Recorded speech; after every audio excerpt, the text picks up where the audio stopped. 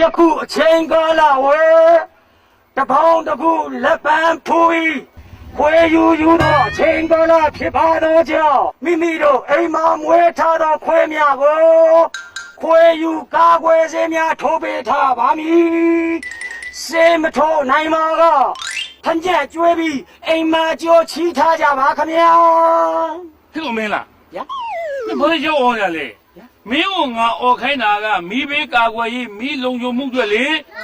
ဘာလို့မင်းဘာလို့ကြောက်အောင်ရလို့ ဟုတ်ကဲ့ဆရာကြီးမှန်တော့လို့ ကျောင်း ရန်သူငါးပါးထဲမှာအမတန်ဆိုးရွားလာတာမညာမတာဘယ်သူမှမထောက်တာတခေါ်တပြတဲ့ဆိုတဲ့ရန်သူဟာ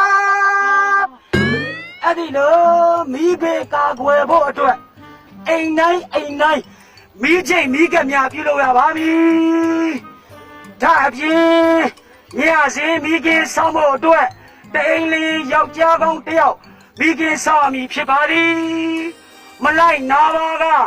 ထိတ်တုံး9ရက်ခက်ခံရပြီအပြင်ဇံငွေတမက်ရိုက်ခံရပါပြီပို့တကြီးဦးရွှေမောင် ဖြစ်ကုန်ပုံမဘူးကွာအမိတ်ကွာအမိတ် ပုံမဟုတ်လားခင်ဗျာအမိတ်တယ်ခင်ဗျာအမိတ်တကြီးဦးရွှေမောင်ရဲ့အမိတ်ပါခင်ဗျာကျင်းညာသူမှာကျွန်တော်မောင်မင်္ဂလာပေတော်ကုန်ဖြစ်ပါသည် တို့လူလေးများဆိုလေ ဝေးလေ